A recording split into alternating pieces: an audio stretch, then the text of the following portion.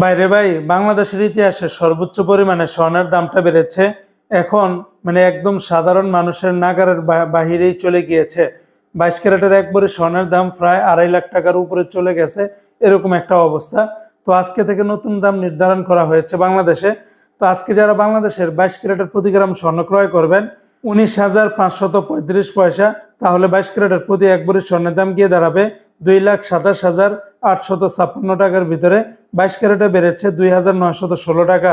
21 ক্যারেটের প্রতি গ্রাম 18,650 টাকা, তাহলে 21 ক্যারেটের প্রতি ভরি 2,17,533 টাকা।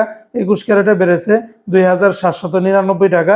18 ক্যারেটের প্রতি গ্রাম 15,985 টাকা, তাহলে 18 ক্যারেটের প্রতি ভরি 1,86,449 টাকা। আর 18 ক্যারেটে বেড়েছে 2,392 টাকার মতো করে। বাংলাদেশের সনাতনের প্রতি গ্রাম 13,325 টাকা, তাহলে সনাতনের প্রতি ভরি 1,55,422 টাকার মতো করে পড়বে। সনাতন পদ্ধতিতে প্রতি ভরিতে বেড়েছে 2,099 টাকা। তবে এই রেটগুলোর সাথে ভ্যাট ট্যাক্স মেকিং চার্জ কোনো কিছুই যুক্ত করা হয়নি। সেগুলো যোগ করলে রেটটা আরও অনেকটাই বেড়ে যাবে। বিশেষ করে 22 ক্যারেটের প্রতি এক ভরিতে আপনি যদি ভ্যাট ট্যাক্স মেকিং চার্জ যোগ করেন তাহলে 2.5 লাখ টাকার কাছাকাছি চলে যাবে।